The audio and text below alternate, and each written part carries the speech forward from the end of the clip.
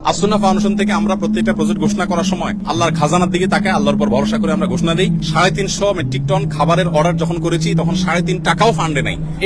এই পারপাস আগের বছরে কিছু টাকা আছে, এই বছরে নতুন 3.5 টাকাও আসে, অর্থাৎ এখন আমরা ঘোষণাই করি নাই। এই বন্যা কেন্দ্রিক কোনো ঘোষণার আগে অলরেডি আমাদের পার্চেসিং এর জন্য অর্ডার দিয়ে ফেলছে আল্লাহর ভরসা করি। এরপর আল্লাহ তাআলা আমাদেরকে নিরাশ করেন না, হয়ে যেতে থাকে। আর আমি সবসময় একটা কথা বলি, আসুন্না ফাউন্ডেশন অনেকে বলতে পারেন ভাই এত বড় স্কেলে কাজ করেন, টাকা আসে কোত্থেকে?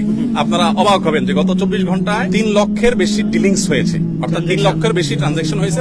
3 লক্ষের বেশি মানুষ টাকা দিয়েছে, কেউ 5 টাকা, কেউ 1 টাকা, কেউ 500 টাকা, কেউ 50,000, 1 লাখ টাকা। আমাদের এখানে কোনো বড় লোকের টাকা ফাউন্ডেশন চলে না। অনেক বড় বড় শিল্পপতিরা পার্সোনালি আমাকে ফাউন্ডেশন পুরো প্রজেক্টের দায়িত্ব নিতে চেয়েছে। আমি বিনয়ের সাথে বলেছি আপনি দোয়া করেন, ফাউন্ডেশন সর্বসাধারণ টাকা চলবে ইনশাআল্লাহ। কাজের জন্য এখানে হাজার হাজার মানুষ আসছেন, সকাল থেকে হাজার হাজার মানুষ, কত হাজার মানুষ আসছে আমরা জানি না। দুপুরে আমরা 1000 মানুষকে খিচুড়ি রান্না করে খাইয়েছি, জুমার সময় যারা ছিলেন। তবে জুমার আগে অনেকে কাজ করছেন, চলে গেছে, নতুন করে অনেকে আসছেন। আলহামদুলিল্লাহ, এটা বাংলাদেশের মানুষের জন্য বিশাল বড় একটা অনুপ্রেরণার বিষয় যে আমরা যে কোনো দুর্যোগে ঝাঁপিয়ে পড়ি। আলহামদুলিল্লাহ, আমাদের আজকে যে সমস্ত মালামাল প্যাকেজিং কমপ্লিট হয়েছে সেটা দুই ভাবে হয়েছে। এখানে যেগুলো হয়েছে এগুলো হলো সব ভারী খাবার, চাল, ডাল, তেল, চিনি, লবণ, এগুলো ইনশাআল্লাহ আমরা আগামীকালকে পাঠাবো। কারণ এই মুহূর্তে বন্যার্তদের প্রয়োজন হলো সবচেয়ে বেশি হলো উদ্ধার তৎপরতা, যেটা আসলে প্রশিক্ষিত লোকবল ছাড়া সম্ভব না। সো ওইটা এখন বাংলাদেশ সেনাবাহিনী এবং অন্যান্য বাহিনী সদস্য ভাইরা তারা অক্লান্ত পরিশ্রম করছেন হেলিকপ্টারে বিভিন্ন ভাবে মানুষকে উদ্ধার করার জন্য। কিন্তু উদ্ধার করার সাথে সাথে তাদের যে খাবারের প্রয়োজনটা হবে, শুকনা খাবার, সে ড্রাই ফুডটার ব্যবস্থা আমরা করেছি 20,000 পরিবারের জন্য। এই 20,000 পরিবার যাদের জন্য আমরা অ্যারেঞ্জ করেছি, সেটার মধ্যে আপনার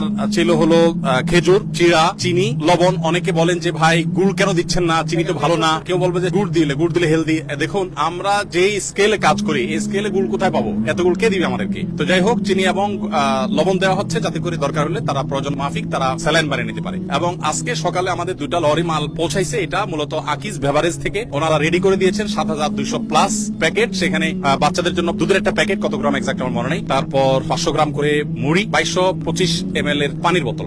এগুলো 7,200 প্লাস প্যাকেট আজকে পৌঁছাই গেছে এবং সেটা মহিপালে যে সেনাবাহিনীর ক্যাম্প আছে সেখানে আমরা হ্যান্ড ওভার করেছি এবং তাদেরকে আমরা অনুরোধ করেছি যে রিমোট এরিয়াগুলোতে তারা হেলিকপ্টার যোগে দ্রুততার সাথে যেন পৌঁছায় দেয়। আমাদের লোকজন সেখানে আছে, সেগুলো ডিস্ট্রিবিউশন চলছে। আর এর বাইরে গত বুধবার সন্ধ্যায় আমরা 3টা গাড়ি পাঠিয়েছি আমাদের এখান থেকে। একটা গাড়ি ফেনীতে গিয়ে পৌঁছাইছে, সেটা ডিস্ট্রিবিউশন হয়ে গেছে। আর 2টা গাড়ি সেগুলো মহিপালের কাছাকাছি পড়ে আছে আজকে 2 দিন প্রায় এক জায়গায়। সামনে পানি রাস্তা যেতে পারছে না, আবার পেছনে অনেক গাড়ি ব্যাকও করতে পারছে না। যারা গাড়ির সাথে গেছে তারা বুধবার সন্ধ্যা থেকে এখনো পর্যন্ত স্টিল নাও তারা গাড়ির সাথেই আছে। তো এই ত্রাণের কাজ আমরা অনেকে করতে আনন্দ পাই, ভালো কথা, কিন্তু এটা খুব সংগ্রামেরও কাজ, অনেক বড় যুদ্ধ এখানে। আমাদের আজকে যে কাজগুলো হয়েছে সেগুলো আমরা আনুমানিক বলতে পারি 1/5, 5 ভাগের 1 ভাগ কাজ। আমরা যে কাজটা করতেছি সেটা হলো আপনার আনুমানিক 700 মেট্রিক টন এখনো পর্যন্ত যেগুলো কেনা হয়ে গেছে। আমরা 500 টনের বেশি কিনেছি কালকে, আজকে আরো কিছু প্লাস করার পর 700 প্লাস হয়েছে। এই 700 প্লাস